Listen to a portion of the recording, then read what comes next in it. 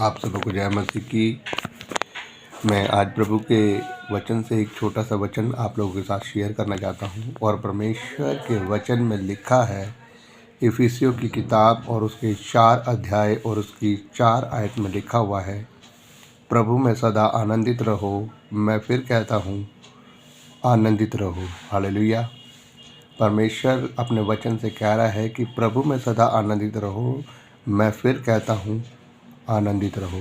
ये बात खुदा का दास पौलुस, जो कि पहले शाऊल था, जो कि बहुत ही कट्टर परमेश्वर के लोगों का विरोधी था, लेकिन जब परमेश्वर ने इसे छुआ, इसे अपनी महिमा के लिए अलग किया, तो ये खुदावन की महिमा में इस प्रकार से बढ़ा कि जब ये प्रचार करने लगा तो इसने लोगों के मनों को बदल दिया। मैं आपको बताना चाहता हूँ, ये जो वचन आप एक आयत सुन रहे हो कि प्रभु में आनंदित रहो, मैं फिर कहता हूँ, आनंदित रहो। इसका मतलब ये है कि हमारे जीवन में बहुत से दुख आते हैं, बहुत सी तकलीफ़ें आती है, बहुत सी परेशानियाँ आती है। हो सकता है आज हमारे जीवन में कर्जा हो सकता है आज हमारे जीवन में बीमारियाँ हो सकता है हमारे जीवन में दुख हो, तकलीफ़ हो। हमें उन दुख में, तकलीफ़ में, परेशानियों में प्रभु यीशु मसीह में बने रहना है, आनंदित रहना है।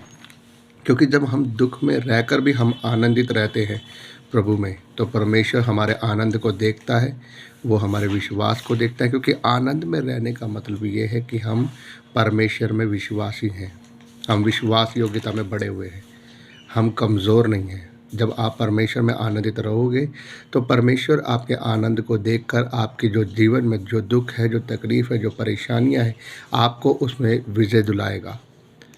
मैं सुनता हूँ बहुत से लोग ये कहते हैं कि जब हम प्रभु यीशु मसीह में आते हैं, जब हम प्रभु यीशु मसीह का विश्वास करते हैं, हम परमेश्वर के वचन में होकर चलते हैं, तो हमारे जीवन में दुख नहीं आएंगी, तकलीफ़ें नहीं आएंगी, परेशानी नहीं आएंगी। यीशु के नाम के ऊपर चलो तो हमारे जीवन में बीमारियाँ नहीं आएंगी, रोग नहीं आएंगे, महामारियाँ नहीं आएंगी। ये सब कुछ गलत है मेरे बहनों भाइयों। मैं आपको बताना चाहता हूँ, बाइबल में लिखा है, प्रभु यीशु मसीह ने दुख उठाया, उसने हमारे लिए दुख उठाया, उसने मार खाई, उसने कोड़े सहे, उसने अपने मुंह पर थुकवाया, कांटों का ताज पहना, हाथों पैर में कीलें गुड़वाई। उसने पूरी ज़िंदगी, जब तक वो 3.5 साल प्रचार किया, उसने दुख उठाया। और उसने अपने वचन में लिखा कि जब मैंने दुख उठाया तो तुम भी दुख उठाओगे। उसने ये नहीं कहा कि मैंने दुख उठाया तो तुम दुख नहीं उठाओगे, मुझ पर विश्वास कर कर। उसने कहा कि जब मैंने दुख उठाया तो तुम भी दुख उठाओगे।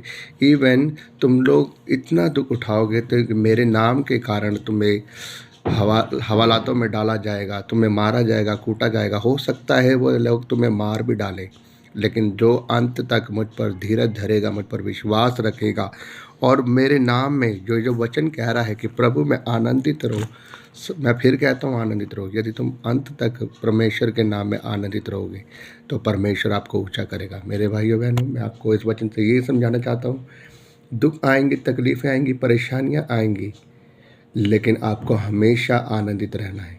मैं अगर आपको एक छोटा सा एग्जांपल दूं, अय्यूब के ऊपर, वो परमेश्वर का धर्मी जन था।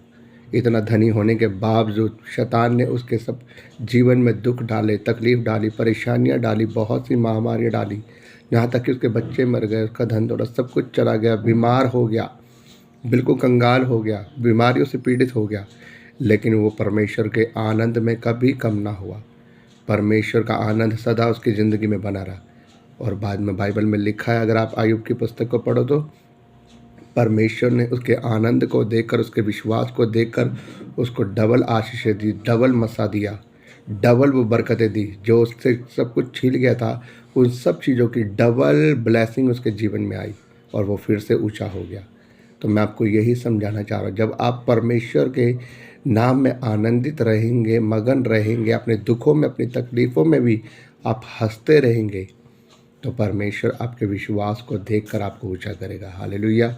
तो मैं आपसे यही कहना चाहता हूँ, आप आनंदित रहें, प्रभु में सदा आनंदित रहें। आमीन।